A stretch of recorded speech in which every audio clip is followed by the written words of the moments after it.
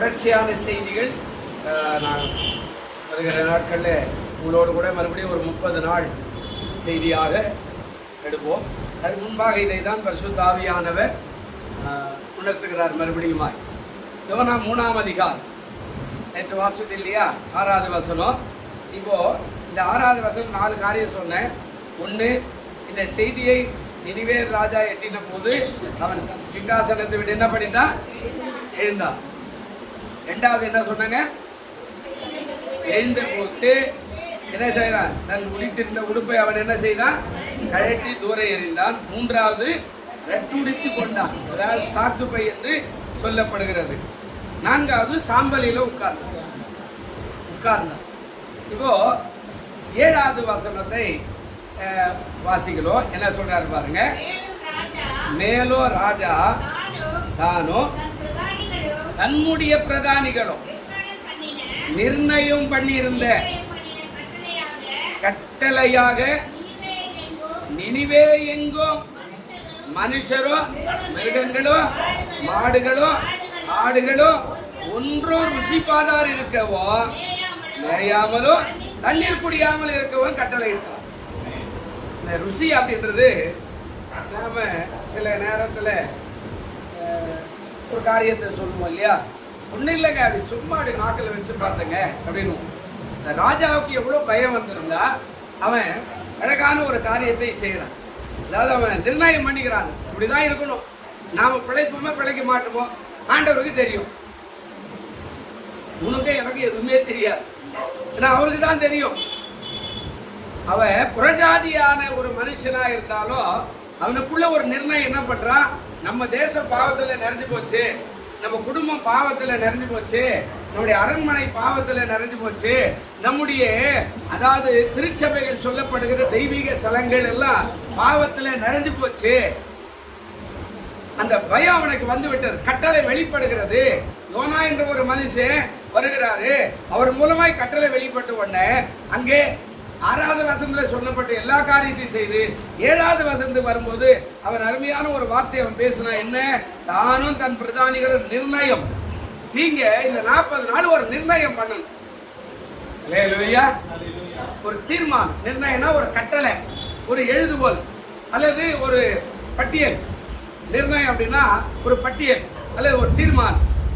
ஒரு விசேஷமாக சொல்லப்படுவன் நமக்கான ஒரு கட்டளை நாமளே ஒரு வகுத்து, நான் இப்படி செய்யணும், நான் இப்படி வாழணும், நான் இப்படியாக ஜீவிக்கணும், நான் இப்படியாக பேசணும், நான் இப்படியாக இந்த 40 நாள் ஆகிலும் என் ஆண்டவருக்கு நான் பரிசுத்தமாய் வாழணும், ஒரு நிர்ணயத்தை உருவாக்கணும்.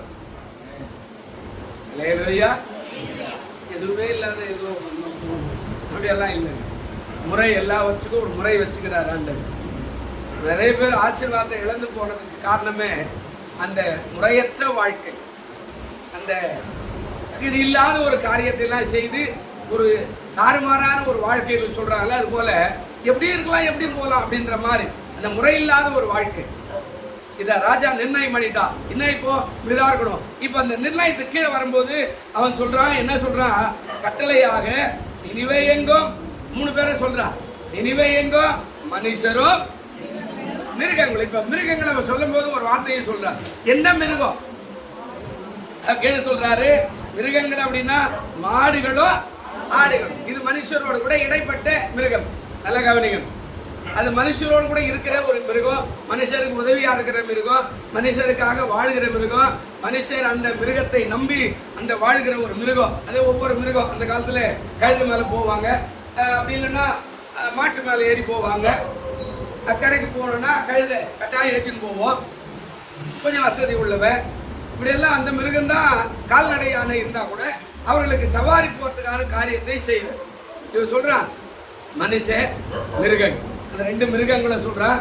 மிருகங்களும் மாடுகளும் ஆடுகளும் ஒன்றை என்ன செய்யக்கூடாதா? ருசி பாராத, எதுவுமே செய்யாது.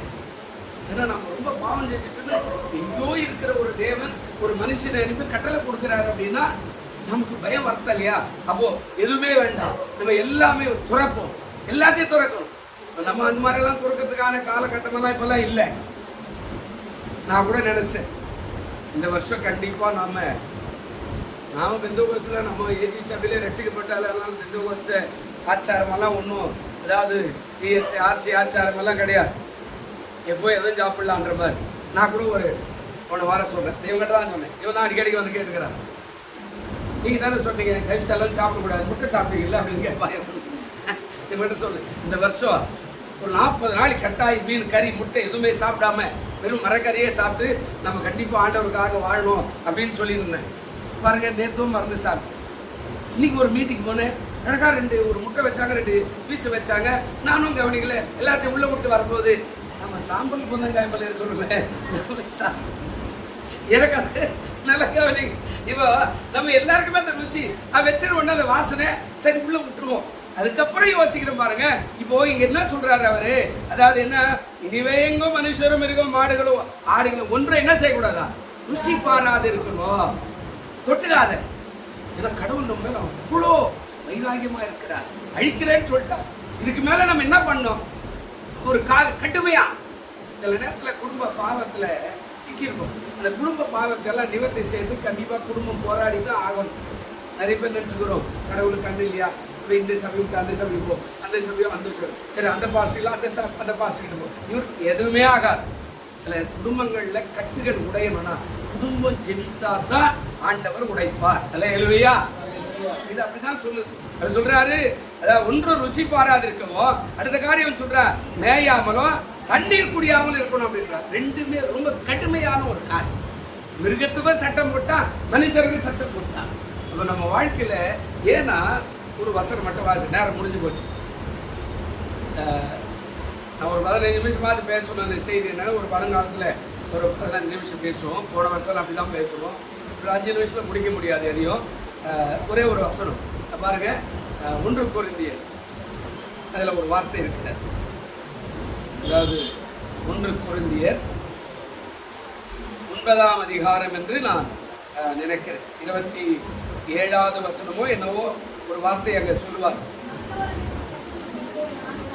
அழகா சொல்றாருங்க, என்ன சொல்றாருங்க, மற்றவருக்கு பிரசங்கம் பண்ணுகிறேன், நான் தானே ஆகாதவனாய் போகாதபடி என் சரீரத்தை நான் என்ன பண்றேன், முடுக்கி கீழ்படுத்துகிறேன். ஜாக்கிரதையா இருக்கணும். ஒருவேளை கடவுள் நம்ம மேல அன்பு வைப்பாருங்க அப்படின்றத காரியத்துக்கு ஒடுக்கி கீழ்படுத்துகிற ஒரு காரியம் தான் உபவாசம்.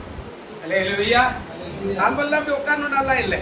அதெல்லாம் நம்ம இப்போ புதிய ஏற்பாட்டுக்கு வரும்போது ஆண்டவர் சொன்னார், உன் தலையை கூட இது மாதிரி எல்லாம் வச்சிடக்கூடாது அப்படின்னா. இது பறக்குது பாருங்க, இது கூட நீ ஒழுங்கா இருக்கணும், எண்ணெய் போட்டு வா அப்படின்ற. பைபிள்ல நல்ல வாசிக்கணும்னா நீ உபவாசிக்கும் போது மத்திய 6ஆம் அதிகாரத்துக்கு நீங்க வாசிக்கணும், ஒவ்வொன்றும் சொல்ல வருவார். நான் உங்களுக்கு சொல்லுகிறேன், நீ உபவாசம் இருக்கிறது உன் புருஷன் கூட தெரியக்கூடாது, நீ உபவாசம் இருக்கிறது உன் மனைவி கூட தெரியக்கூடாது, நீ உபவாசம் இருக்கிறது உன் பிள்ளைகள் கூட தெரியக்கூடாது, அப்ப பக்கத்து வீட்டுக்கு சபைக்கு தெரியக்கூடாதுன்னா தலைக்கு எண்ணெய் பூசி அழகாய் வந்து தேவ சமூகத்தில் உட்கார்ந்து ஜெபிக்க கற்றுக்க அப்படின்னு ஆண்டவர் சொல்றார். அப்ப என்ன கடவுள் சொல்றாரு, அது எனக்கு மட்டும் தெரிஞ்சா போதும், நீ ஊரெல்லாம் பார்க்கணும். நம்ம சில இப்போ பரவாயில்ல கொஞ்சம் மாறிக்கிறாங்க. அது முன்னாடி இங்க கூட நம்ம சர்ச்சைக்கு வர ஆள் கூட அங்க வெள்ளிக்கிழமைனா தலை கூட்டிக்கின்னு நேரம் அறக்க பறக்க 11 மணிக்கு இங்கே தான் வந்து உக்காந்து இப்படி இப்படி இப்படி கரெக்டாக இந்த தூங்கு நேரம் உக்காந்து இருப்பாங்க. நான் யோசித்தேன், இந்த அம்மாவுக்கு காய போடுறதுக்கு இந்த பேனா, இந்த அம்மாவுக்கு முடி காய போடுறதுக்கு நீங்க யோசிச்சு பாருங்க. அது அங்கிருந்து வரும்போதெல்லாம் பைபிள் தூக்கிட்டு வரும்போதெல்லாம் மொத்தம் அப்படியே நினைஞ்சு உடம்பெல்லாம் நினைஞ்சு அவங்க போட்டுக்கிற சட்டையெல்லாம் நினைஞ்சு இங்க வந்து காய் போடுற மாதிரி அதல்ல. யாருக்குமே தெரியாம ஆண்டவர் சொல்றாரு, அடக்கி. ஒருவேளை இந்த வருஷம் கர்த்தர் நம்ம கிருபைகளை தருவார்னா நம்மளை விட பாக்கியசாலி வேற யாருமே இல்லை. அல்லேலூயா.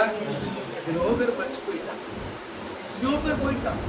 ஆனால் ஒருவேளை நம்முடைய குடும்பத்தை, நம்முடைய பிள்ளைகளை பாதுகாக்கணும்னா ஒருவேளை இந்த உபவாசத்தை நம்ம சரியாய் பயன்படுத்திக் கொள்ளுங்க. கர்த்தர் நிச்சயமா நினிவே ராஜாவுடைய ஜெபத்தை கேட்டு ஆசீர்வதித்தது போல அவனுடைய கட்டளை கடுமையா இருக்கிற. ஒருவேளை உங்க வீட்டுக்கு பிள்ளைகளுக்கு எல்லாம் போடணும்னு அவசியம் இல்லை. ஆனா நீங்க கட்டளை கடுமையா இருக்கணும். இந்த தரம், அதாவது நீங்க என்ன சொல்லும், எந்த வயசுக்காரர் என்ன கூட இந்த 40 நாள் கண்டிப்பா நீ சபைக்கு போய் தான் ஆகணும், ஒரு வாரம் தவறாத இருக்கணும் அப்படின்ற கட்டளையாவது போடணும். அப்போது மனம் திரும்புவார் மேல இருக்கிறவர். அது கூட எதுவும் செய்ய மாட்டேன், சாப்பிட்றதெல்லாம் விட்டுருங்க. அவன் போட்ட மாதிரி மாட்டுக்கே தண்ணி காட்டக்கூடாதுன்றா, ஆட்டுக்கே தண்ணி காட்டாதுன்றா. அப்ப அந்த ஆடு கத்துது, மேனு கத்துது, மாடு கத்துது. ஆண்டவர் பாக்குறாரு, பரவாயில்ல சாப்பிட்டேன்னு ராஜா நினைக்கிறான். அல்லேலூயா. ரொம்ப கடுமையான காரியம் சொல்ற ராஜா, சாகட்டும்.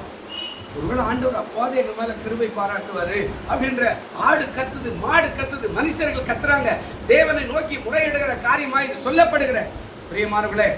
அப்போ இந்த சாம்பல் புதன்கிழமை என்ன அப்படின்னா நம்மை ஒருமுகப்படுத்துகிற ஒரு காரியம் தான் விசேஷமான காரியம். அல்லேலூயா. அதுக்காக இதை விட்டுற அதை விட்டுறதெல்லாம் ஒண்ணுமே கிடையாது. சாப்பிடுங்க, கறிமீன் கூட சாப்பிடுங்க, ஒன்றும் பிரச்சனையே கிடையாது. நான் சொன்ன மாதிரியாவது ஒருவேளை 40 நாள் இருங்க, அதெல்லாம் ஒருவேளை சிஎஸ்எல் மாதிரி இதை எடுத்து இதை விடாது, அதை பண்ணாது, அப்படியெல்லாம் ஒன்றும் இல்லை, எப்படினாலும் இருங்க. ஆனால் ஒரு கட்டுப்பாடு அவசியமாக வச்சுங்க. இந்த வருஷமாயில் என் பிள்ளைகள் சுகமாகணும், அதுக்கு நான் உபாசிக்கிறேன். நான் என்ன பண்ணுறேன், சிறுமைப்படுத்துகிறேன். என் பிள்ளைகள் நல்லா இருக்க நான் உபாசிக்கிறேன்.